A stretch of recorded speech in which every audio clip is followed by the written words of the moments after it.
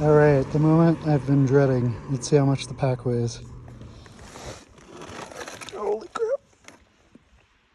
Oh my gosh. Too much. Alright, so I am starting my 4-mile trip to the Watchman Fire Lookout. I am literally carrying a 60-pound pack. There's definitely still some snow here. It's about 8 feet and probably another good 3 feet. So about 11, 12 feet of snowbank right here. Crazy. So I'm 1/3 of a mile in and I already have to snowshoe. So this is gonna be a long trek. It's pretty crazy that I'm actually snowshoeing on 10 feet of snow right now. And it's May 10th. But good late snowpack, good for water.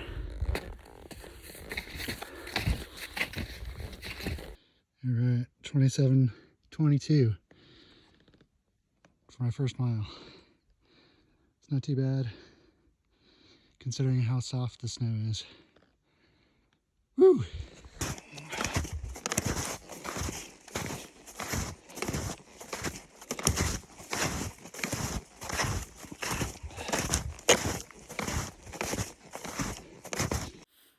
So this is where I'm currently at.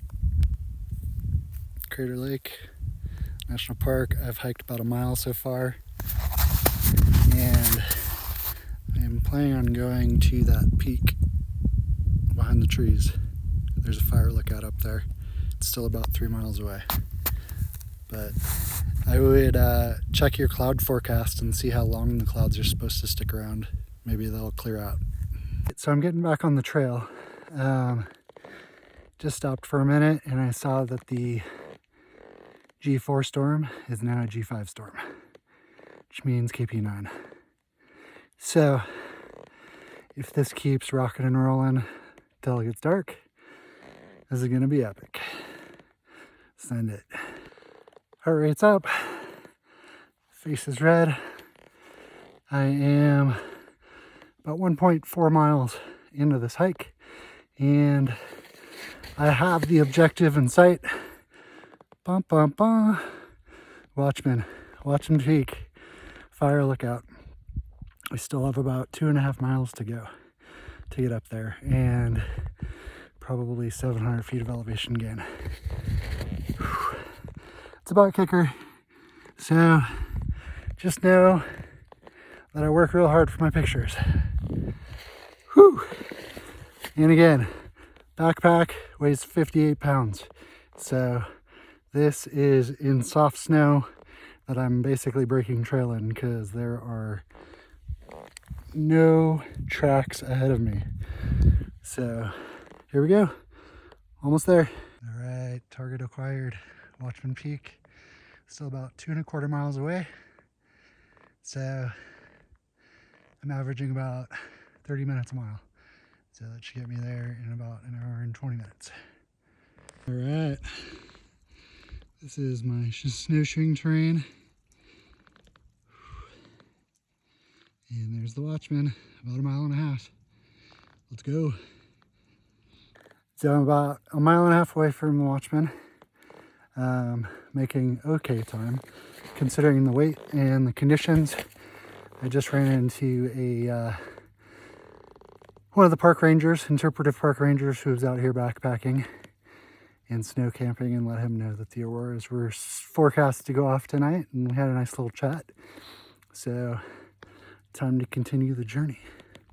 I just hit the 3-mile mark and now I got about a mile up the hill with about 700 vertical feet. So last quarter of the way, here we go. Most strenuous.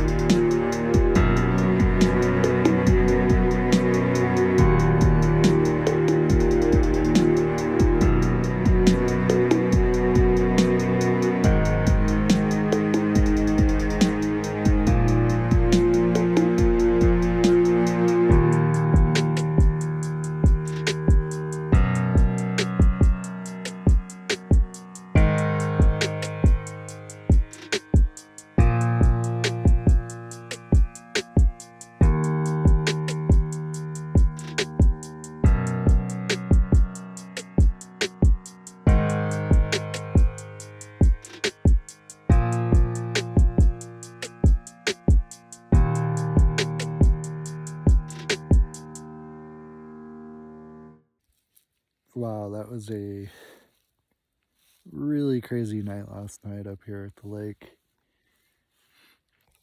It was the strongest aurora in 20 years. And there's a chance that we might get around to tonight. But I'm going to head back to my car, and I got a 4-mile trek carrying 60 pounds on my back. Fortunately, about a mile of it's downhill this time. Yesterday was almost entirely uphill, so it took me 4 hours yesterday. I think best case scenario, I'll get back in like 2. Probably going to try and glissade down the Watchman to save some energy and just slide on my butt with my backpack so I don't have to carry it. Good times. So if you've never been to Crater Lake, I am currently up at the Watchman Fire Lookout on the west side of the lake. You've seen my photography. A lot of it that I've shot up here at Crater Lake has been from the Watchman. What you may not realize is in the winter, and I know technically it's spring, but it's winter up here, is about 4 miles each way and about 1,000 feet of elevation gain. So definitely required snowshoes. But the thing that's of utmost importance when or if you ever try and come up here in the winter is safety. Because from the Watchman you're about 2,000 feet above the lake. So if you slip and fall, you're going to fall 2,000 feet to a lake that's 2,000 feet deep. Not a good deal. So check it out. When you hike up the trail to get to the Watchman, this is normally the staircase you'd come up to get to the viewing area. But as you can see here, the viewing area is buried by about 12 feet of snow. This is the fire lookout. And there's a staircase that goes down to the viewing area. So this is actually, I'm going to guess, 10 to 12 feet above the viewing area. And you've got the lookout here.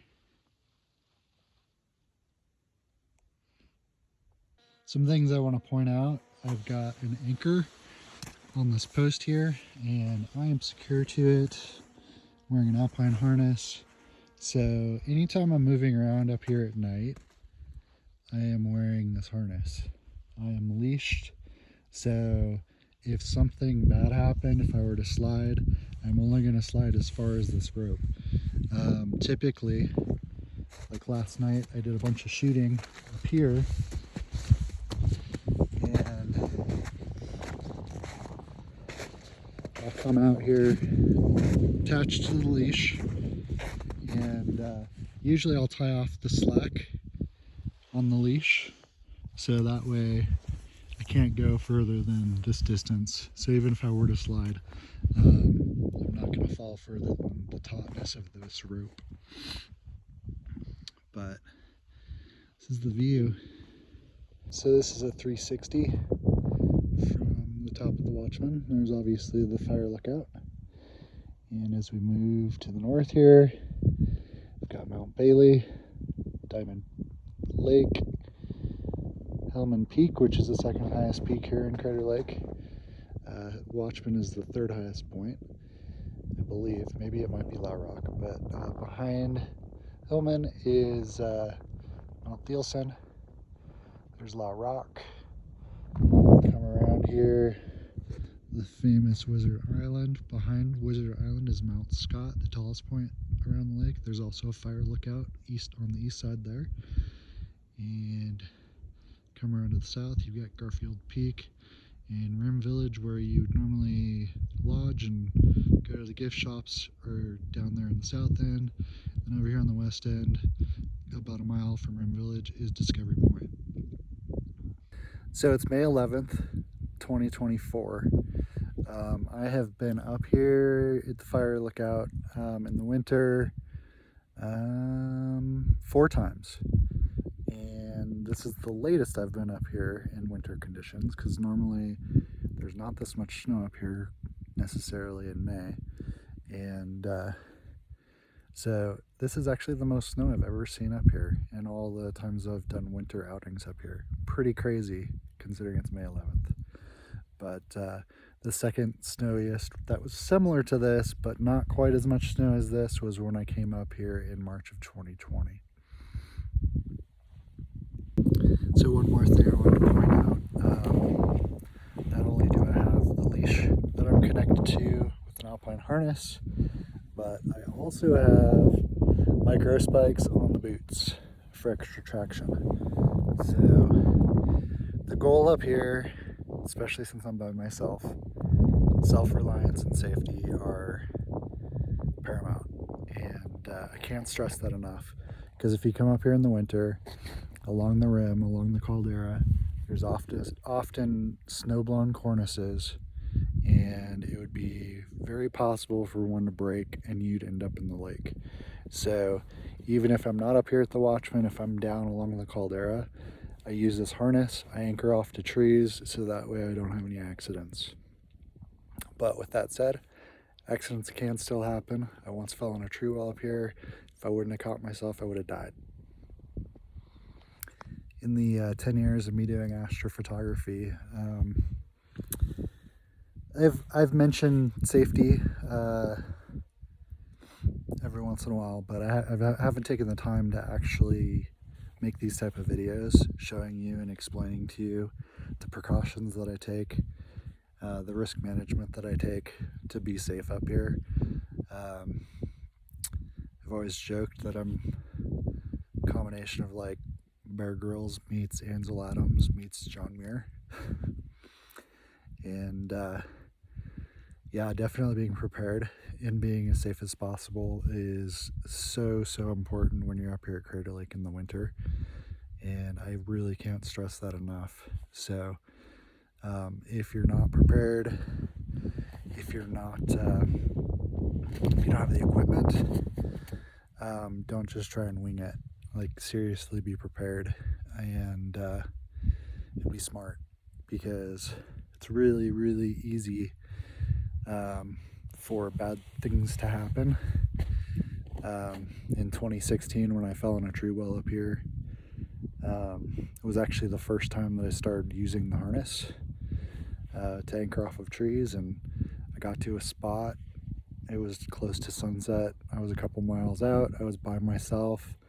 It was February. The whole time I kept saying to myself, tree wells, careful of tree wells.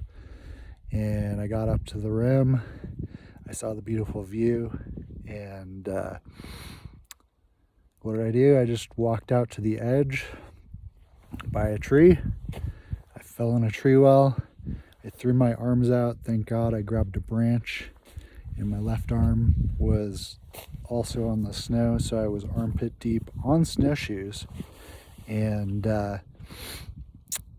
pretty panicked because I was by myself. And but I was like, okay, well, I didn't fall in completely, so now with my snowshoes on, I need to be able to push off of my snowshoes off the tree trunk, and hopefully not have them fall off while I'm trying to do that, and get out of this hole.